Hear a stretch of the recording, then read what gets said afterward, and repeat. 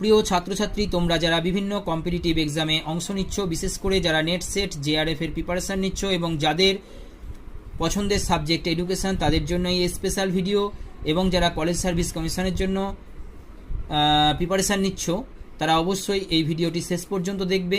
তো প্রথম প্রশ্ন, which of the following terms best indicates the intent of qualitative research study? এই প্রশ্নের উত্তর এক্সপ্লোরেশন। নেক্সট প্রশ্ন 2 নম্বর দাগের, a variable which potentially influences the outcome of a research study but can not be directly observed and controlled is known as confounding variable, অর্থাৎ option B.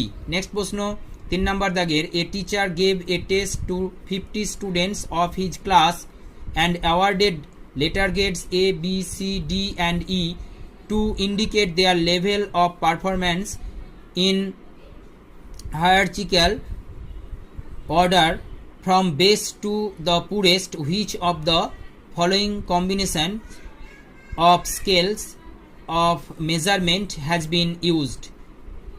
Scale used হবে nominal and ordinal scales.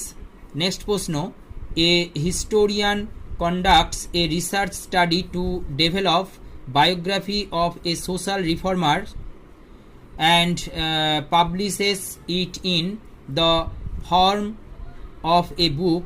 The study conducted by him may be called, এটাকে বলা হয় a narrative study. Next প্রশ্ন, the essential element of distinction between the concepts of pedagogy and andragogy is option B, role of previous life experiences in learning. Next প্রশ্ন, continuous and comprehensive internal evaluation and feedback mechanism are the essential components of formative evaluation.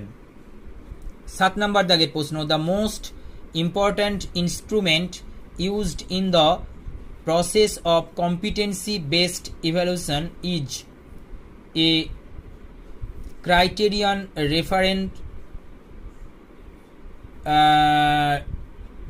Interpretation of স্কোরেস।